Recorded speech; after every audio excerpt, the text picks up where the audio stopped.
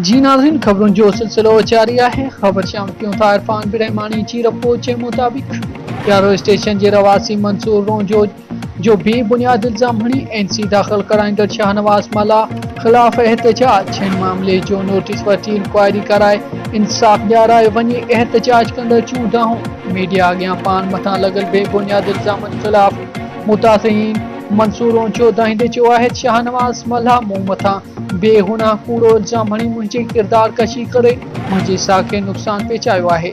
मूं मथा प्यारो पुलिस पोस्ट ते जेड़े फर्जी कूड़ी एनसी दाखिल कराए मूंखे परेशान किया है।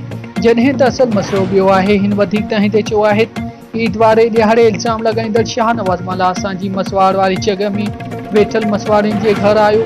उते घर अंदर वेठल औरतन से बदतमीजी करण लगो जंहिं औरतन वठी दाहूं कयूं। मुझो दसको दुकान जगह से गड हुजन करे औरतन जूं दाहूं गोड़ बुधी वियस उते शाहनवाज मला के बदतमीजी कारगंद कंदे औरतन से डिठम त शाहनवाज मला के औरतन से बदतमीजी करण का छलियो अगते अचन का मन कयम त हिन मूं मथा झेड़े ए फौजो कूड़ो बेबुनियाद इल्जाम लगाए मूं मथा एनसी दाखिल कराई है। एसएसपी दादू डीएसपी मोदर एसएचओ रकम बिन वसवार के अपील कयां थो त इन मामले जो तकड़ो नोटिस वठी इंक्वायरी कई वञे मूंखे इंसाफ फराहम कयो वञे।